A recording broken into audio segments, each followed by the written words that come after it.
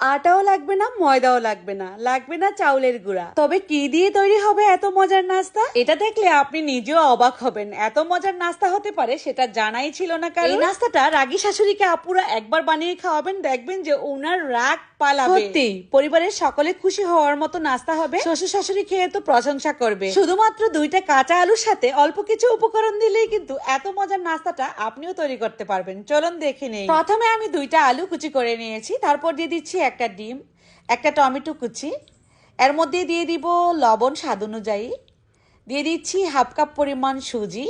সুজিটা অবশ্যই লাগবে এই নাস্তাটা বানানোর বেলায়। কাঁচামরিচ দিয়ে দিচ্ছি 4-5টি, একটু ঝাল হবে। আদা রসুনের বাটা দিচ্ছি 1 চা চামচ পরিমাণ, ভাজা জিরার গুঁড়া দিলাম হাফ চা চামচ পরিমাণ। ঝালটা আসলে যে যেমনটা পছন্দ করেন সেই অনুপাতে দিবেন, আমি একটু মরিচ বেশি দিলাম। 1 কাপ পরিমাণ দিয়ে দিচ্ছি পেঁয়াজ কুচি। আসলে এই নাস্তাটা একটু ঝাল হলেই খেতে ভালো লাগে। এখানে আমি কিন্তু এখনো পানি অ্যাড করি নাই, এখন 1 কোষ পানি অ্যাড করে দিব অল্প একটু।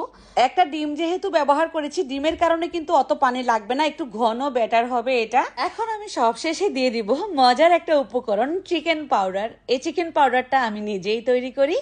এত মজার চিকেন পাউডারের ফ্লেভার সেটা বলে বোঝানো যাবে না।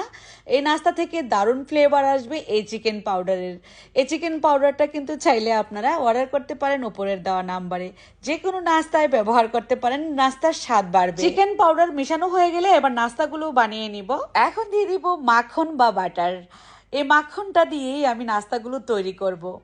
মাখন অল্প অল্প করে দিব, তারপর দিয়ে দিচ্ছি এই ব্যাটার এই প্যানের মধ্যে। এরপর ঢাকা দিয়ে দিতে হবে, যে কোনো ঢাকনা অথবা বাটি দিয়ে। আমি একটা স্টিলের বাটি দিয়ে ঢাকনা দিয়ে দিলাম।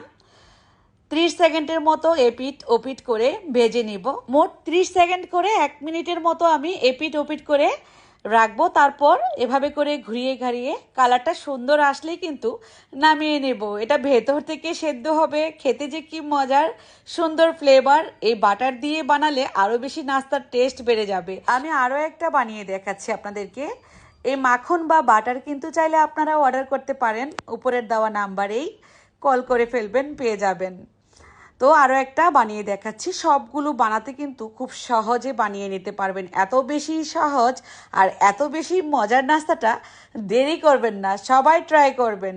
এটা দুধ চায়ের সাথে খেতে যেমন মজা, এমনিতেও কিন্তু সসের সাথে খেতে পারবেন, বাচ্চারা খুব পছন্দ করে খাবে। আর আপুদেরকে বলবো রাগী শাশুড়িদেরকে খাইয়ে মন ভরিয়ে দিবেন, দেখবেন যে রাগ পালাবে। তো যাই হোক, কেমন লাগলো রেসিপিটা কমেন্টে লিখে জানাবেন। আপনাদের কোনো মতামত থাকলে ইনবক্স করতে পারেন। ভিডিওটি শেয়ার করে দিবেন। সবাই অনেক বেশি ভালো থাকবেন, সুস্থ থাকবেন। আবারও দেখা হয়ে যাবে নতুন রেসিপিতে। সেই পর্যন্ত